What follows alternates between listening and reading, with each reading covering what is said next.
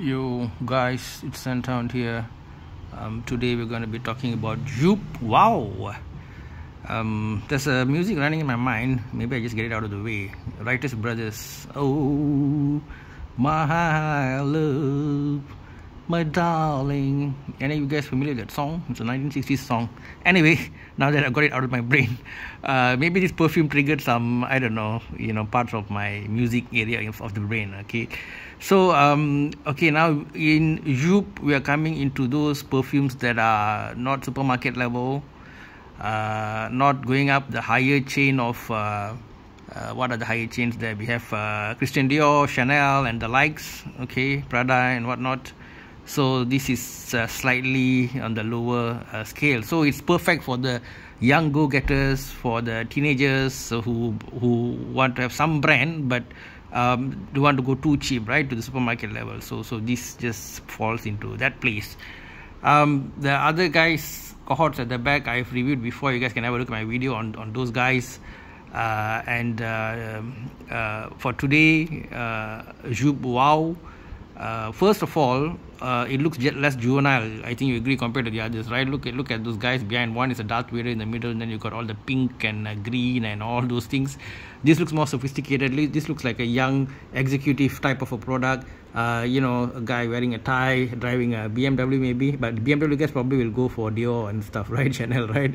Okay, maybe not a BMW. What else we have? Okay, maybe a higher end Honda, perhaps Honda Civic, something like that. Okay, a young executive, a teenager just getting into some work, that kind of stuff. Yeah, maybe young executive is not probably they'll go for something higher, guys. This is more for those college kids who are just maybe doing part-time work. If you're an intern, okay, right, you not being paid much money, you still wear tie and whatever and show up at work, so it'll be perfect, I think. Now, when I say wearing tie, going to work and all that, it depends on the kind of work you do, because this is not like a very formal perfume per se, right? Not like an office kind of perfume, okay. This is more, I would say, a semi-formal. If you're working in a bit of a more laid-back place, then I think this would do well. If you want to go out with friends in the evening, then you can do it all in that sense. But if you want to go for a proper dinner date, we've got legends for that, like YSL, what's the thing called, La Nuit de l'Homme, yep, that legend there, that kind of stuff is there. And we got various, what's the word for it, stuff for those more extreme or more focus kind of things that you want to do. Okay, this is like more like a flexible, easygoing, semi-formal stuff that's should be okay with most people, unless they hate violet and cashmere wood, because those two things are quite prominent in this note grouping here. Okay, it opens with the usual bergamot, and then there's some violet there. You got geranium, you got balsam fir, you got a base of vanilla, tonka bean, and cashmere wood. Okay, so a lot of woody stuff going on. So yeah, it is a male perfume after all. Price wise, 100 ml, I got it for about US dollar 70, 75 thereabouts. So it is higher a bit on the price range compared to the others in the family. So they are, as I said, going for a bit more, formal, working people kind of perfume wear. Yeah, quite solid looking stuff, and interesting cap as well, And the other thing I would say is that the first thing, I advise people, especially, okay, I'm not a professional, but I advise in apostrophe lay people to test the perfume first. They have the samplers, and then take a few hours at least walking around with it on your hand, or even take a day or two to come back and buy it. Of course, some people are busy, they don't want to go to the jam and parking in the mall again to go through the whole process and whatnot. In that case, at least take a walk and smell it for a while before making that buying decision. But I don't practice that, you see. I don't practice that because I sort of collect, right? So sometimes I've been having some Joopes recently, and so when I saw another Joop, although they didn't have like a sampling bottle and whatnot, I said, nah, just give me the thing, okay, and I got it. And I didn't see any reviews as well, which a normal buyer would, right? So because I just want to have another Joop to make the family complete. And what was interesting was that the moment this perfume hit my nose, it's moderately projecting, I would say. It's very interesting because I bought a higher end perfume along with this, and I was surprised at the how to say lack of projection of the the higher end perfume. And although initially I felt this was a light one, I really retake my comments, because that was even lighter for something that's quite expensive, about double the price of this. So this ain't too bad, guys, right? Now the first thing that hit my nose is that I'm saying, hey, this smells like Fahrenheit, man, you know. So probably it's the violet. When I first encountered Fahrenheit in the late 80s, early 90s, I think I liked it a lot. You know, any field we go in, sometimes due to luck or due to the fact that the popular ones are the most common ones around, you get hit with the best stuff first. Let's say comic books, right? I sort of encountered Kingdom Come, that Superman story, as one of my very early exposure to comic books, and then you start buying the other ones hoping to get the same kind of hit, and then you're like, wow, it's such a rare thing, you know. So that's always there. So Fahrenheit for me was like a very pleasant perfume, and my initial take with Fahrenheit was that it smelled of like bed bugs and all that, but in a kind of a nice way, kind of a pungent, sweet, sickly kind of a smell I felt, but in a nice way. And I think that's due to the violet. And people talk about the petrol gas thing. I don't know, it's some mystery ingredient, or is it also due to the violet? But yeah, it was. And you see the bottle has some kind of some kind of Fahrenheit vibe, right? The color somewhat, you know, nearing the red, and the bottle shape itself is somewhere there. And of course the smell itself is you can call it a poor man's Fahrenheit. The element is there, but it's not dialed up to 10 like it is in Fahrenheit, the violet and everything. So if you smell Fahrenheit, you like it, you feel it's too expensive, or you want something that is a bit less how to say, less violety or less petrol-y, then this will be a great choice for you. As I said, it's a semi-formal kind of a stuff.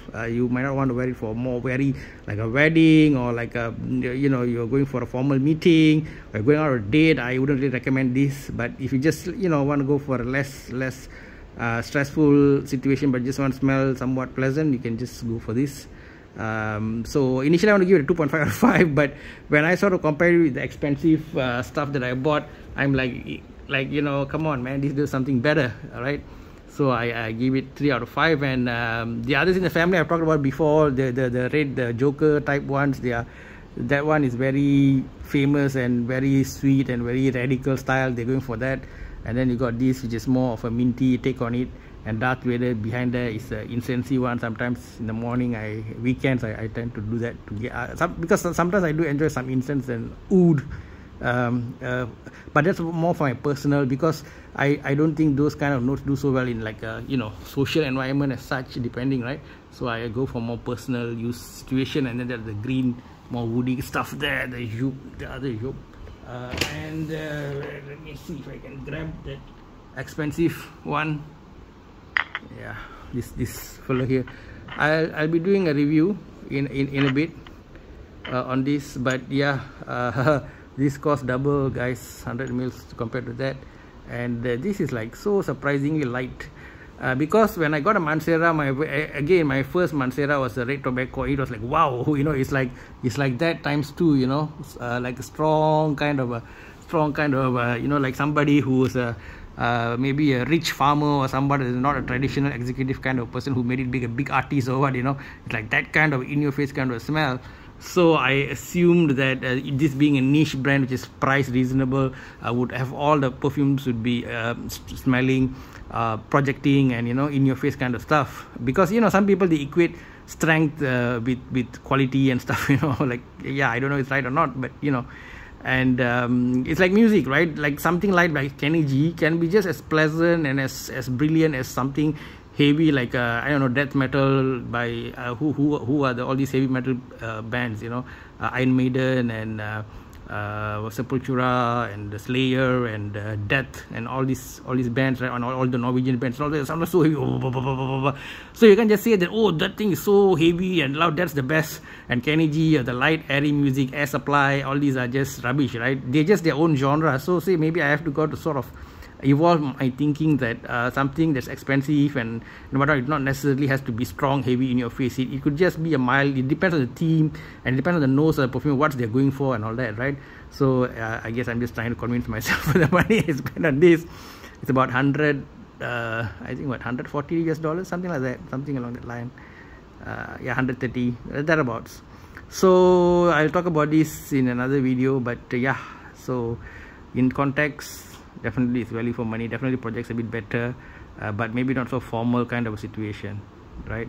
This one is very interesting. This one I think maybe I personally enjoy wearing it. It's something like, you know, you wear something for yourself, you know, like let's say it's a quiet Sunday morning, you're not really meeting anybody, you just, you know, you spray some on yourself, you go take a walk, have like a light English breakfast or something, you know, you just like for your own self, right?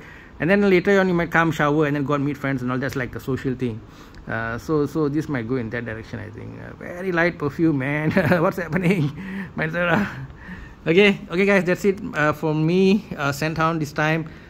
Do share your thoughts in the comment section, because the modern technology is all about interaction between the creator and the person who's watching the video, right? So that's what it's all about.